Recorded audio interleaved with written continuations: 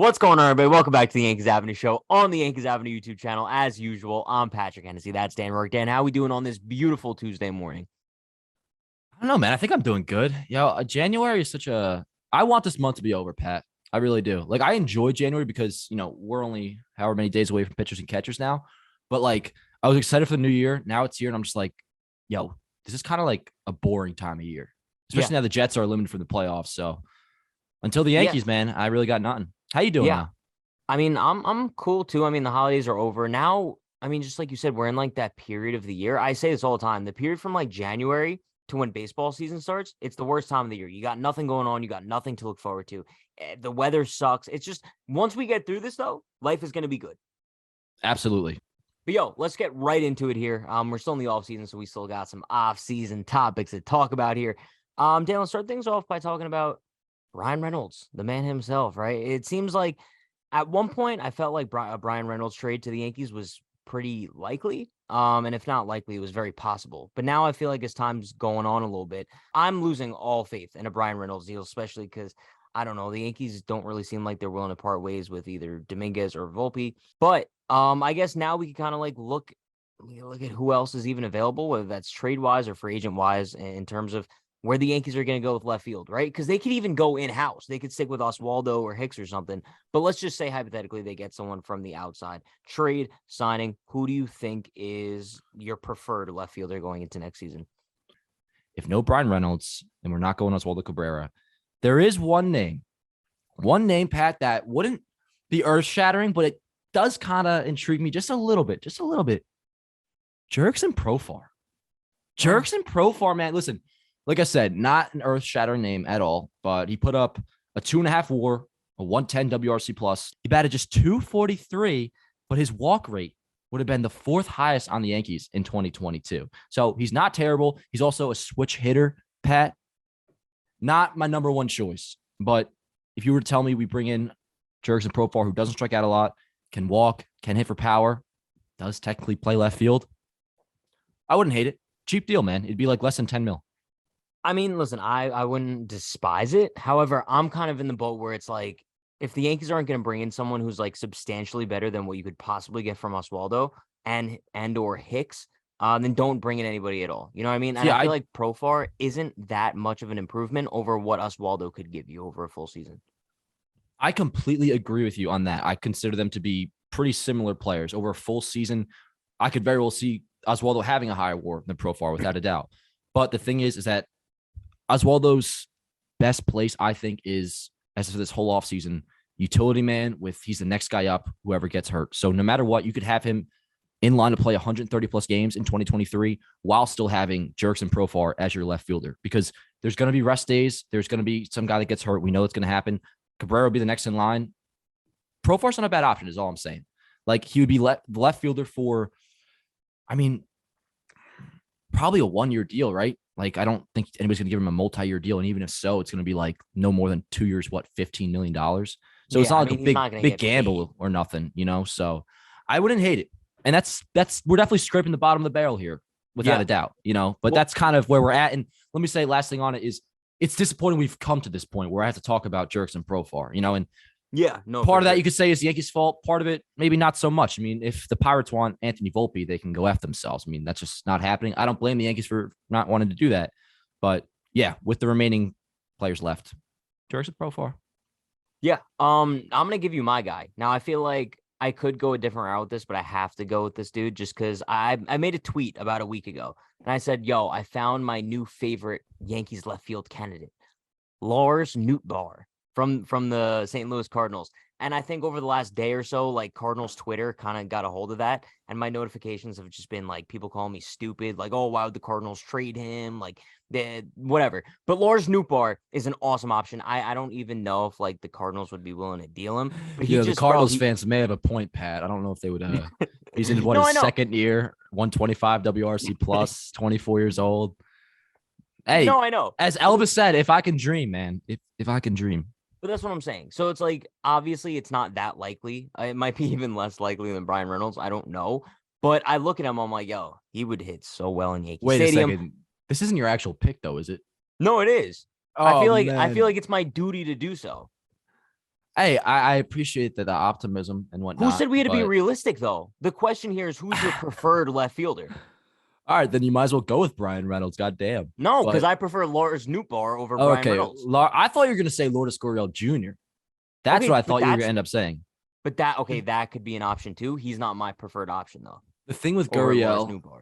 Gurriel, if he were a switch hitter like Profar, I think I would kind of be feeling the same way about him than I do like Oswaldo Cabrera and Profar, like kind of all being in that same boat. But the thing is that like you're bringing in just another right-handed bat who, while he doesn't strike out a crazy amount, like he's really not all that. Okay, He's a nice hitter. Something, 115 career WRC plus. I'm good off Gurriel Jr., man. Like it just that doesn't really move the needle for me. Profar being a switch hitter really, really helps him, like me being interested in him. Okay, but let's just both agree on something. And like based on this conversation that we've had to start today's show, I find it like now it's kind of like clicking for me. I find it disgraceful that the Yankees are even in this boat now and that they haven't done anything to improve the lineup yet. Like the fact that like we're sitting here scratching for Jerks and Profar, it's kind of like clicking to me. The Yankees have not improved their lineup at all. Not in a single sense. Well, of no. improvement. No. Let's be clear here. Externally, no, but internally, the Yankees are making some big improvements. I mean, you look at the lineup compared to what it was last year in October to what it will be next year, even if it is just with Oswaldo Cabrera in left field, and then you also have Anthony Volpe as of right now, Oswald Peraza. The Yankees are a better team still. They just haven't done it, at least on the offensive side, externally, besides bringing back Judge and Rizzo. I don't know offensively if they're a better team. I think they're pretty much the same. They're not as improved as they have to be, but I'm saying like it's not like the offense is as bad in my opinion as it was in October because you have to consider that health will be there and the young kids are. But you also can't count on the health being there though, and you also can't count on Anthony Volpe coming up and being a star. You know what I mean? I'm in lockstep with you that we need to add a bat. What I start to wonder about is remember that report a couple weeks ago, which may have been BS or just not true. Who knows? That the Yankees were working on something bigger other than Rodon. Is there a big contract they could pick up?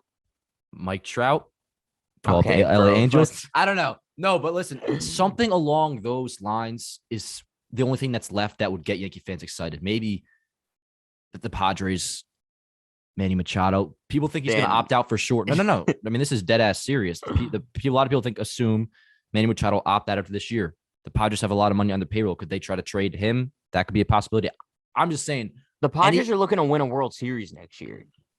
No, I understand, but also like they could get crazy value from Manny Machado. It's been legitimately brought up by like actual like. Would you trade Volpe for Machado? No, I wouldn't. But what I'm saying is the last. No, not necessarily. Regardless, let me say this. It's not happening, bro. The point is, goddamn, I'm not getting excited over Manny Machado, Pat. Jesus Christ. The point I'm making here is any bat that's left, quote unquote, left that would get Yankee fans excited the way we wanted to get excited is one of those type deals. Like a player that you would have to hope another team might put up for trade. I don't know. Like we're Josh Donaldson type of guy. Well, he's starting on third base opening day. Or on opening day at third base. Oh, we saw in question 1, by the way. Yeah. Let's move on to question 2 here. This kind of it flew under the radar a little bit. Just because it kind of got in the mix of like all the holiday festivities. Who gives a shit is what you're saying? A little bit, kind of. But Lucas Luetge trade to the Braves. The Yankees got 2 minor leaguers. One is 24-year-old reliever Indigo Diaz, and then 22-year-old infielder Caleb Durbin. Dan, does this move you at all? Like, are you gonna miss Luetge? What are your thoughts on this trade here? I ain't gonna miss Lucas Luetge. I do want to point out though that like he really did a good ass career, and like I knew career tenure with the Yankees, I should say. Yeah. Yankee career. That's what I meant. 2 years, 2021 to 2022, 2.71 ERA, man, over 129 innings, and like we all know the story. Didn't pitch MLB for what, like 6 years or something like that. Made the comeback and was pretty damn effective for us. I won't like lose any sleep knowing that he's no longer a Yankee, but thank you for your time, Luetge. We appreciate it. Yeah. Indigo Diaz, I have a couple things that I read up on him here. Those gas. He's a good name. Strikes a lot of guys out. Does have a good name. He has a walk problem a little bit, but if the Yankees can figure that out, and that's one area they're pretty solid in, is working out kinks with pitchers. He's already in Double-A and 24 years old. Can strike hitters out, throws gas. Like he could actually end up being a factor in the big leagues this year, like in 2023. The other kid was it Caleb Durbin. He's 5'8", bro, which I don't want to call that short because I don't know exactly what your height is, Pat. Yeah, Dan, But what do you have to say about people who are 5'8", bro? No, I'm just saying, like, that's kind of borderline, not Jose Altuve level, but like for being in the big leagues, like Rizzuto might have been the Sure, yeah, shortest no, guy. it's small for a Major League Baseball player. Like, Yeah. when was the last Yankee that was 5'8", is what I'm saying, you know? Ronald Torres. It's a good call by you. He was probably like 5'6". He was like shorter than Altuve, I think, Yeah, actually. yeah, I think he was. All right, But still, my bad. L by me. But yeah, no.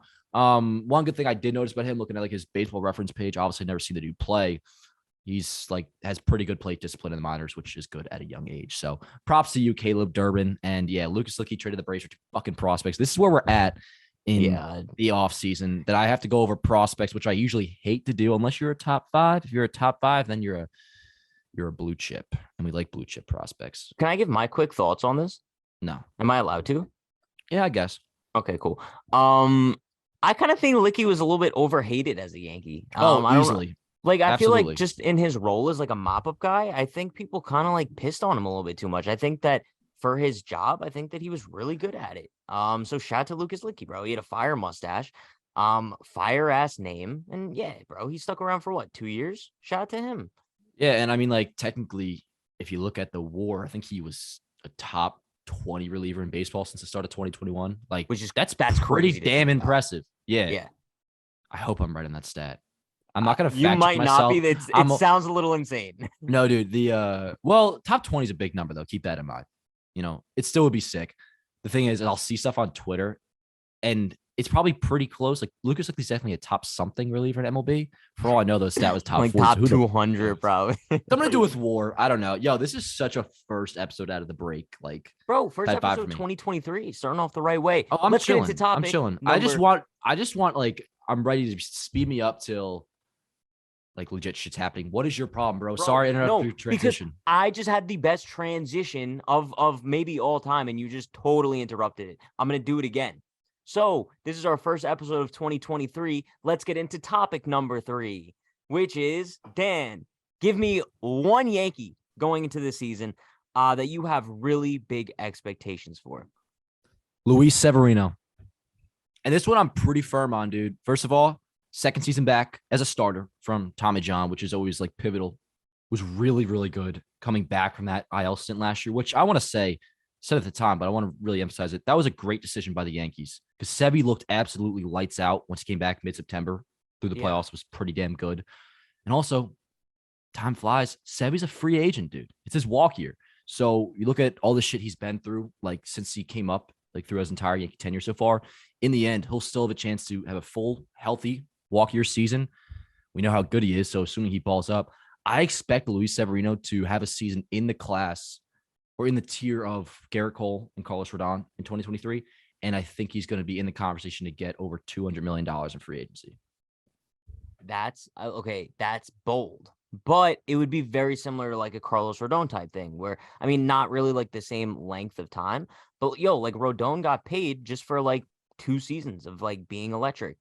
Sevy would have even more in his end though, because like he would have a whole career of just being dominant. Rodon, on the other hand, it's like, yo, you had 4 or 5 years of being mediocre.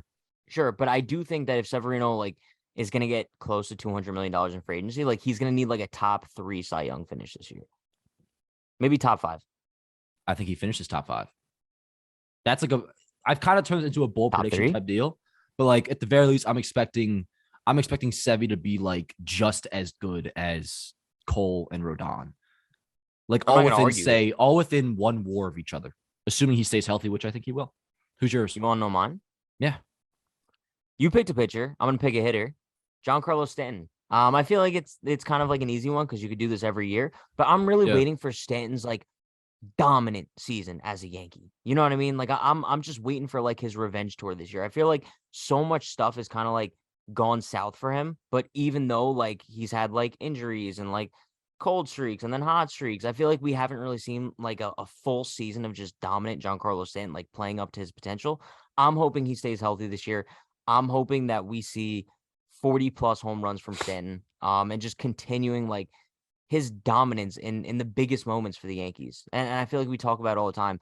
Like it's just a factor of he's the clutchest player I've ever seen in Yankees history. Is that hot? That's a hot take, but like that we've seen in our lifetime. But that's what I'm saying. As like a 22-year-old, I didn't watch like the 90s dynasty, whatever. So all the people in the comments are gonna be like, "Ooh," whatever.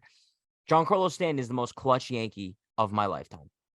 Thing is with Stan, I feel like the peak is no longer what I have as hopes for his peak is no longer like 59 home runs with the Marlins. I thought it was always definitely possible and still technically is, but I feel like 2021 Stan is what we can hope to get for every single year. He'll probably still have at least one IL stint, but if he can get to like 135 games, play you close to 40 home runs, OPS like 850 to 900, and he'll show up in the playoffs. Like that's to me what Giancarlo Stanton is, and I expect that like each and every year. Even coming off his 2022 was so weird, man, because it's like you look at it and his numbers really weren't that good, but it's such a classic tale of like numbers don't tell the whole story, right? Because Stanton was awesome. He picked up right where he left off in 2021, was an all-star, and throughout the first half was just a great player for the Yankees. Even when he came back though with the injuries, and this is always a big factor with him, even when he's technically healthy, he still can be affected by those injuries because he gets IL rust worse than anybody. So it really brought down his overall numbers. But yeah, I think at the very least you can expect if he's healthy, like 35 to 40 homers. And fucking I love Stanton, bro. I'm with you on that. I'm with you on that. Just maybe not 50 homers. I don't know, but we'll see. We'll see. But yo, speaking of expectations for this year, Dan, what are our expectations for the Yankees in 2023? Just give me like, where do you see them finishing in the AL East? Well, the big thing is as rosters are currently constructed, and the Blue Jays, they made a big move getting Dalton Varsho, who he's a nice player. He's all right. Outside of that, what else have they done, the Blue Jays? Because that's to me really the only real main threat to us. I believe they got Bassett. They got Chris Bassett. Okay, yeah. I still, and this may sound crazy to the pessimist, but it's really not. The Yankees are the best team in the AL East. Like as of right now, they're still in my head, in my brain's algorithm, they're projected to finish first place. Now, that's not the monkey on their back that needs to be conquered, though. It's you got to get better than Houston or close the gap with Houston as much as possible. Like, I don't think many Yankee fans were worried about securing the AL East in 2023 when we were all writing at our offseason blueprints, right? Like, the Blue Jays aren't what we're worried about. It's what happens in October. But yeah, I would say we win the AL East. Yeah, I agree, but also at the same time, I'm looking at the Blue Jays and like they also lost Teoscar Hernandez, which I think is a huge loss. They basically replaced him with Varsho, which I think is not an improvement at all. But yeah, going back to the Houston thing, it's like I don't have any scared thoughts about the Yankees not winning the AL East. The scared thoughts come from facing Houston in the playoffs again this season, right? Yeah. And getting absolutely pummeled because, I mean, we even heard Brian Cashman say at the end of the season press conference, the Yankees, as constructed, weren't a better team than the Houston Astros, right? Like that was kind of admitted. And I think now I'm kind of looking at it, and I still don't know. Pitching-wise, I think that the Yankees are better, but I think offensive-wise, the Astros are still levels above the Yankees. So, I don't know. 100%. Did Cashman say that, though? I'm pretty sure he did. I'm pretty sure. I remember he just used DJ and Benny being hurt as like he definitely wasn't saying we were better than them. I'm pretty sure that he said that they were the better team. I could be wrong. If he said that without some stupid snarl on his face, then respect to you, Cashman, because I just remember that. I hear you. No, I mean, that's kind of the same thing I'm saying. Like the East isn't, not that the regular season is like, I'm not looking at it as like spring training or anything like that, but like I don't anticipate that being what I'm stressing over. Like we're going to make the playoffs.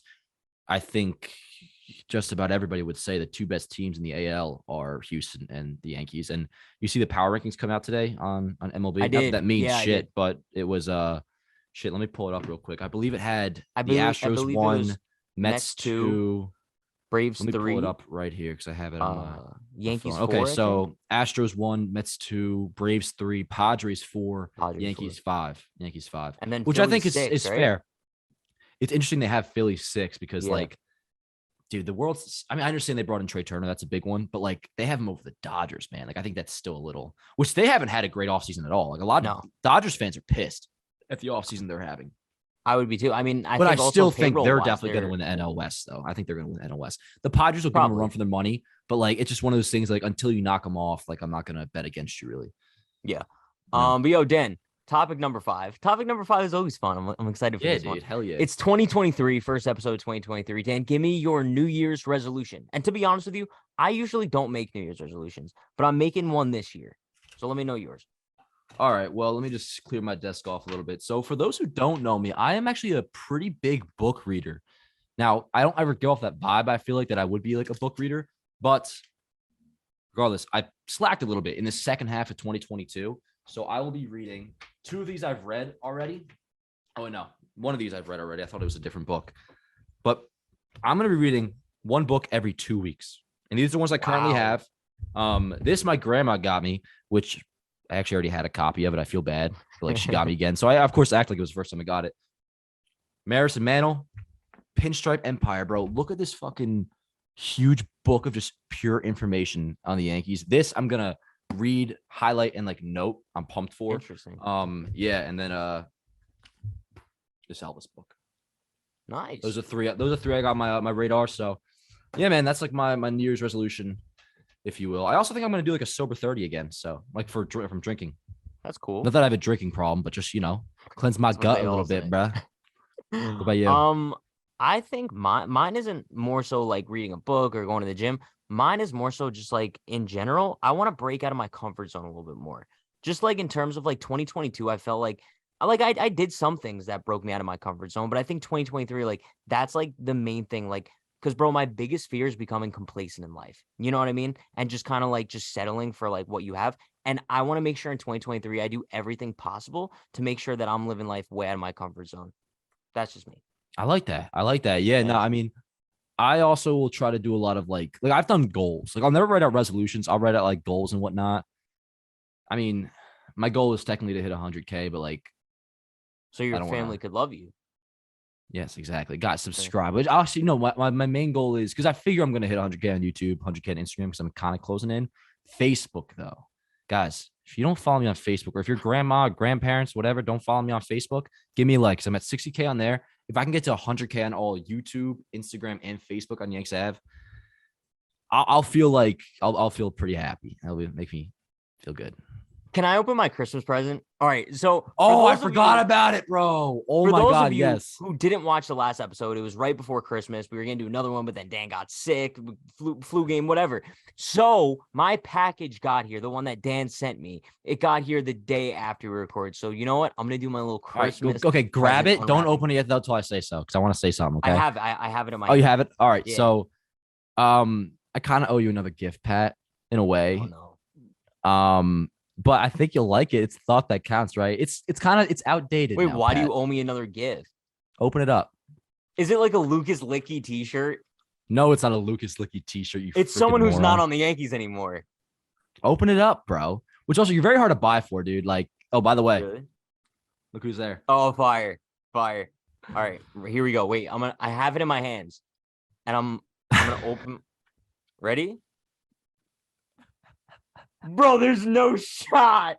Bro, it was right after, dude. It was right after, bro, and you were bone riding Correa for 2 weeks. Correa Giants t-shirt. Dude, That's the greatest thing of all time. And then 3 days later, you fucking bolts for the Mets, and like, dude, part of me wanted to follow up and I'll get you that same thing, but in a Mets shirt. And then we don't know what's happened. I couldn't do that part, but. Bro, no, but this makes it 10,000 times. This is gonna be. I think it's a novelty item. I think it's like better now that the fact that like part of why I didn't even wear this. Part of why I didn't arrive on time because I had to order it off I think I did like eBay or something. But point is, it was like some weird ass seller, so it's like it's not official. Like it's some fucking made in some dude's garage. Yeah, bro, I should wear this to opening day when the Yankees play the Giants. There you go. You could do that or just wear it to sleep. You could be honest with me, but yeah, it's kind of a gag gift. No, I'm dead serious. I think that's hysterical. I love it. And I think it's funnier now though, the fact that he's not on. Do you know why now I've been saying like, yo, I've been weird about your gift, the way you've been talking about it. It's like, should I have my gift this week? I'm like, yeah, dude, yeah. I didn't think twice about that. That's just I love it. I'm surprised you didn't catch on by the way I was saying it. I was like, no, I was thinking it was gonna be like Brett Gardner, or it was gonna be like something that was gonna like piss me off. No. You like it though? I love it. I'm gonna wear it for the next episode too. Bet. Whenever that saga gets solved, by the way. Bro, I was gonna say, dude, what the fuck? I actually so weird. I texted you the other day, Pat. I haven't said this live on air. Like, not that I didn't want Carlos Correa. Like, I've had videos in the past saying like I do want him, I'd be down for him. But you've always been like advocating for him. I've never like advocated like crazy for him. I will say now that this like stuff's in limbo, and I do think he's gonna sign with the Mets, but I think it'd be quite badass for the Yankees to swoop in and take him. Now I want him more than ever. A-Rod 2.0, that's all I'm saying. That would be like, talk about, Mets fans are always saying like, oh, this is the real evil empire. Now it's like, yo, you want to talk about a fucking evil empire? If we stepped in here with all this crazy stuff and stolen, I don't want to, even talk about it 'cause it's not happening, but that would be cool. That's into this episode. I just said video because we're almost done because I did just drop my. I watched that, by the way. Because I dropped my worst. What did I do? Worst free agent. Worst contracts. Yeah, which later this week I'll be coming out with the full video rundown of the Yankees' projected stats in 2023. So that should hopefully be like Thursday or Friday. We'll see. Not Friday because we'll be back on Friday. Yeah. Drop a like, comment, subscribe, rate, review, subscribe on podcasts, all that jazz. We'll see you guys next time. Man, I'm slurring my words. What the hell's the matter with me? I love you guys so much. I love you guys more. Let's go, Yankees.